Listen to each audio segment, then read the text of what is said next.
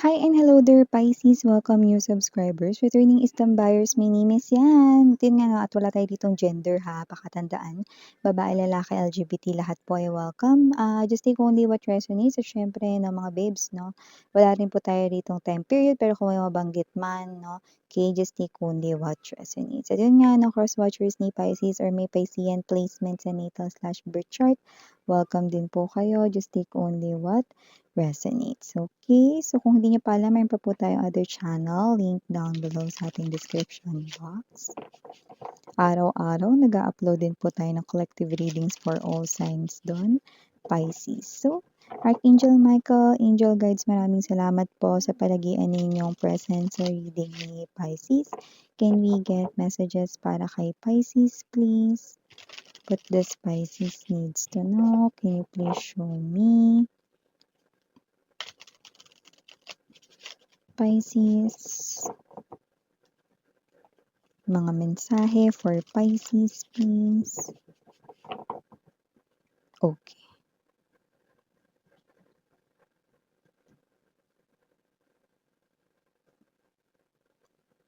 So, Pisces, meron ka ditong energy ng 9 of Coins. 8 of Coins, wow. 4 of Swords. The Devil. 3 of Wands. 6 of Swords. Bottom of the deck, 10 of Cups. Queen of Cups. And the Hermit. Oh, marami na mga single Piscean people ang magkakaroon na ng in relationship.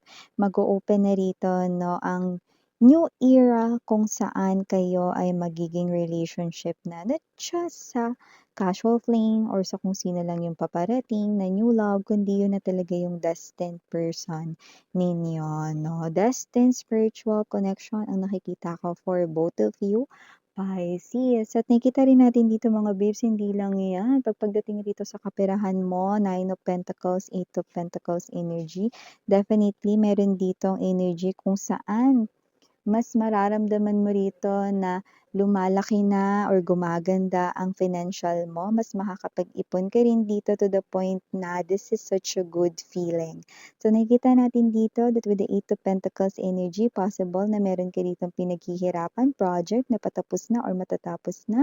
Ay nakita ko rito na ginawa mo rito ang very best mo, no? At ito na, no? You will be rewarded right in here, no? Para sa more money, or more credit, more income, no? Nakita ko rin dito, no, na kung ano man yan, bagay yan, no, na binuhusan mo talaga ng love, effort, yung ideas mo, talagang nakita ko na epic talaga, no? Talagang ito yung nagpa-success or magpapa-success rito sa project ni ito if you're working in a company or if you are an entrepreneur, yung concept, yung idea mo, yung magbibigay sa'yo rito ng more kita.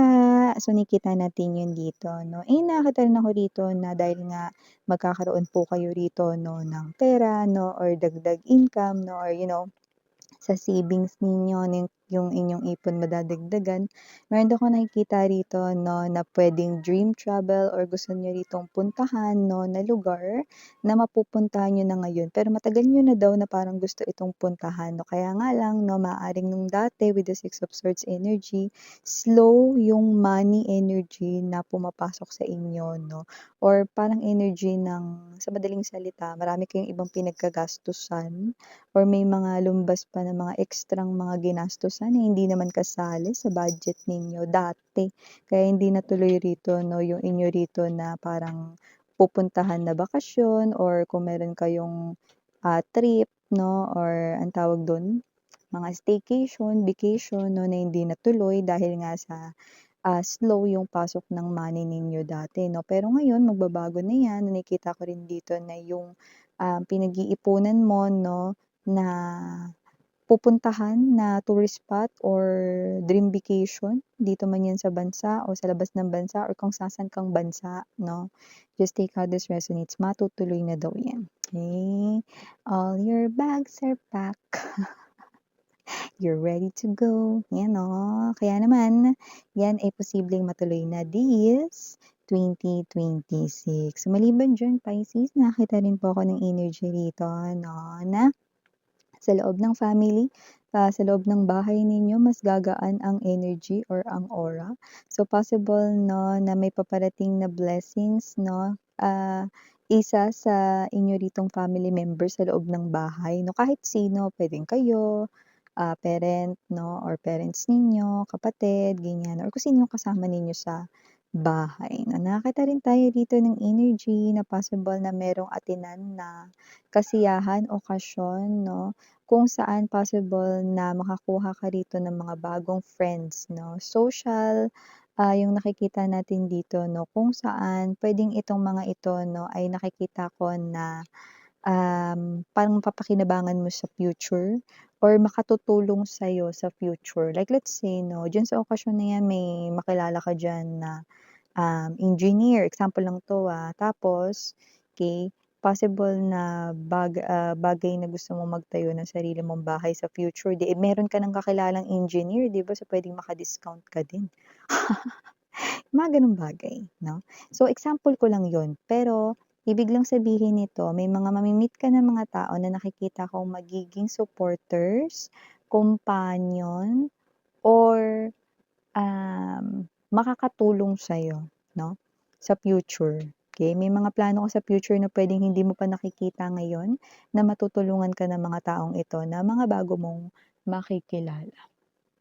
So, maliban diyan may energy rin dito, Pisces 'no, na pagdating naman sa love parang may plano rito ang person mo 'no, na i-level up ang inyong koneksyon. Kung may bagong person like new love 'no, possible na ipakilala ka na niya in one of these days sa kanya ritong iba pang mga friends 'no, or sa family niya na or sa kanya rito 'no, ng mga katrabaho 'no, basta yung mga loved ones na close sa kanyang heart 'no, o yung mga ka-close niya gano'n 'no.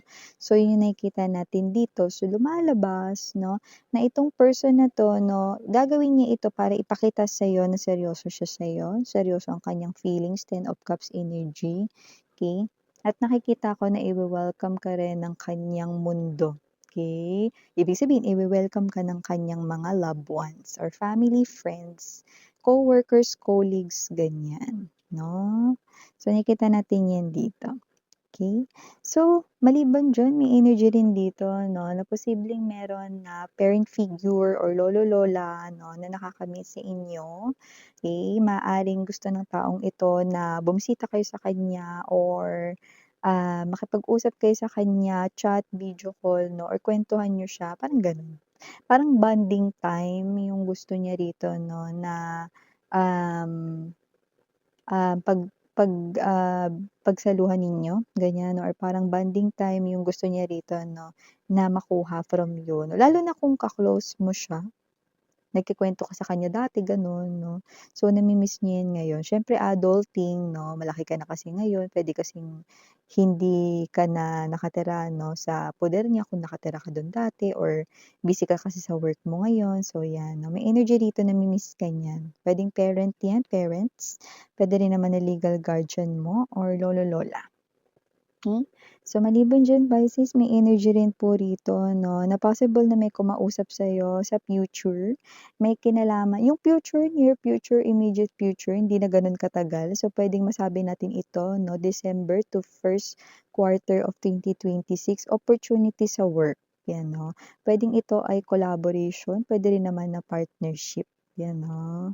So, nakita natin dito na 'yan ay puwede sa mga nagtatrabaho sa isang company 'no, at kung ikaw ay isang, business owner puwede din po 'yan. May opportunity rito, hindi niyo na kailangan na parang alamin ano 'yun, okey? Kasi nakikita natin dito 'yan ay, chasing you or 'yan ang kusang lalapit sa'yo, okey? Malalaman mo 'yan na 'yun kasi sounds like good na agad sa umpisa. Uy, ang ganda nun, kasi 'di ba yung iba nagtatago pa sa disguise na, "Ay parang ayoko niyan kasi parang maliit yung kitaan."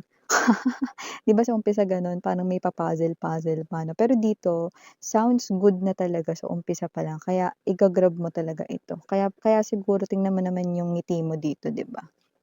'Yan 'no, hayahay lang yung buhay 'no, tapos dito labas ipin ka pa. Ibig sabihin talagang magkakaroon ka rito ng financial freedom, 'yan 'no, sa pagpasok ng 2026. Good opportunity 'no, na samantalahin mo, bongga. So, maliban diyan meron ka pala ditong ex 'no, na nakikita kong iniisip or iisipin ka pa lang. Baka kasi dahil Mercury retrograde or, 'yun ang ating pace ngayon 'no, pero gayunpaman hindi ka lang 'yan basta iisipin, this person will message you 'no, pero 'wag kang mag-expect kasi yung message niya puwedeng blank lang, 'yan 'no, walang laman or kung may sasabihin man puwedeng hi, hello, 'yun lang. Super short. Yung iba baka paringin ka lang, hindi pa magpakilala, unknown number, ayan 'no, parang yung energy rito ano is yan yung ex mo, pero matutunugan mo na ex mo yan kasi yung iba parang nasabi na rito ng mga puwedeng friends niyo pa rin 'no or friends pa rin yun na friends mo 'no na nakikita natin dito, okey. Yan yung energy na nakikita ko na etong nagparating ng balita na ito 'no, na ini-spy ka pa rin niya. So, may mga gano'n din po ritong instances.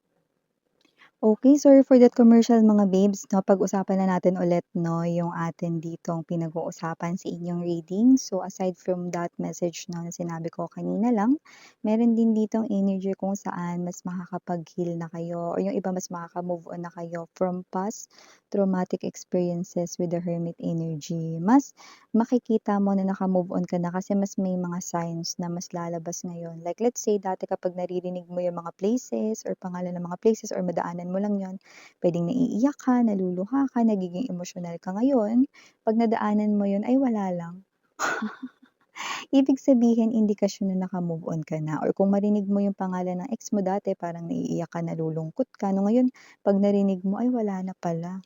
Ngayon ko lang na-realize wala na palang epekto sa'kin ang ano man na nangyari dati. Hindi lang yung tungkol sa love, na naranasan mo na past traumatic experiences, puwede rin yun sa kahit na ano, childhood na mga pangyayaring hindi maganda sa'yo, 'yan 'no. Dun makikita mo na naka-move forward ka na talaga, which is a very good thing 'no, kasi bago mag-start yung 2026 parang new energy ka na, mas open ka na for new things 'no, and mas kaya mo na rin na i-accept rito yung mga new opportunities, 'di ba?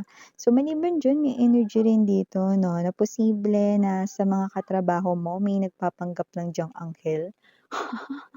Pero kung sino man 'yan, puwedeng hindi naman sa hate ka niya, parang meron lang siya kinaiinisan sa'yo, you know? Kung sino man 'yan, hindi ko naman nakikita na ipapahamak ka niyan or whatsoever 'no, pero 'yun nga, this person here lumalabas dito 'no, na may bagay siyang kinaiinisan sa'yo, nakangiti siya sa harap mo, pero dahil dun sa kinaiinisan niya sa'yo, possible na Um, hindi ka niya rito magawang maging friend talaga, okey? So, puwedeng kinakausap ka niya 'pag kinakausap mo siya or nagkakausap kayo dahil puwedeng kasama niyo rin siya kapagka kumakain kayo as a group kapag lunchtime 'no, kung katrabaho mo ito 'no. So, nakikita natin dito may energy siya rito na kaya niya magparinig pero hindi niya kaya na sabihin sa mismong tao yung kung inis siya or what, sa parinig lang. Parang bahala namang hula kung sino yung pinaparinggan niya gano'n, 'no. "Uy, alam mo ba friend?" 'Yan 'no, parang gano'n siya. Pero hindi niya sinasabi na, "Oh, ikaw yung pinariringgan niya or yung pinariringgan niya si ganito." Walang gano'n. Hmm. So, 'yun yung kanyang energy. Hindi maganda yung ganyan 'no, kasi parang ano, araw-araw 'di ba? Nakikita mo siya ta's may kinaiinisan ka sa kanya. Hindi maganda yung gano'n lalo na kung katrabaho mo siya 'di ba? Eh, sa trabaho lalo na kung hindi ka naman work from home 'di ba? Puwedeng 5 or 6 times a week mo siya nakikita, 'di ba? Tapos buong araw pa. Eh, minsan hanggang gabi na, 'di ba? Yung work lalo na kapag OT, 'di ba? So, may gano'ng klase ng energy, okey? Para naman dun sa mga may ka-in relationship, nakakita tayo rito 'no, ng energy na yung mga matatagal ng may relationship pa. Possible rito 'no, na yung person na 'yan 'no, is meron siyang goal, okey, para sa inyong dalawa 'no. Pero, okey lang, hindi naman siya late bloomer dito, pero parang maiisip niya lang ito na maganda itong gawin. Puwede kasing dati niya pa naisip ito sa lumabas dito, pero parang hindi lang akma sa sitwasyon dati kaya hindi nagawa, parang gano'n 'no. So, bigyan ko kayo example, kunwari matagal na kayong magka-in relationship 'no, parang example lang 'to ha, magbubukas kayo ng bank account na share kayong dalawa dun para makapag-ipon kayo para sa future na kung meron kayong gustong bilhin or ipatayo, negosyo or kung ano man 'no, at least meron kayong pera 'no. Puwedeng naisip niyo na 'yan dati, pero nga dahil sa circumstances na puwedeng may mga ginamit na pera dati or hindi nakapag-ipon dati kasi may mga ibang pinagkagastusan 'no, possible na hindi 'yun nangyari. Pero isa na 'yun sa mga plano niya dati. Example lang 'to ha, maaaring hindi ito 'no, ta's ngayon gusto niya ulit gawin 'yun, okey? Kasi puwedeng given by the situation, puwede na 'yun gawin ngayon 'no, then nakikita ko na i-o-open niya 'yan sa'yo. Maganda 'yun, kung 'yun talaga 'yun 'no, example ko lang kasi 'yun, okey? Pero kung 'yun talaga 'yun, maganda rin 'yun 'no, for the both of you kasi meron kayong pagkukuhaan ng inyong mga expenses, 'di ba? Meron kayong perang nakatago, okey? So yan, these are all the messages we've got right here for you, Pisces. Maraming salamat sa oras mo. Again, I'm Yuriana Oni. Sarang Hail, Love and Light. Ani.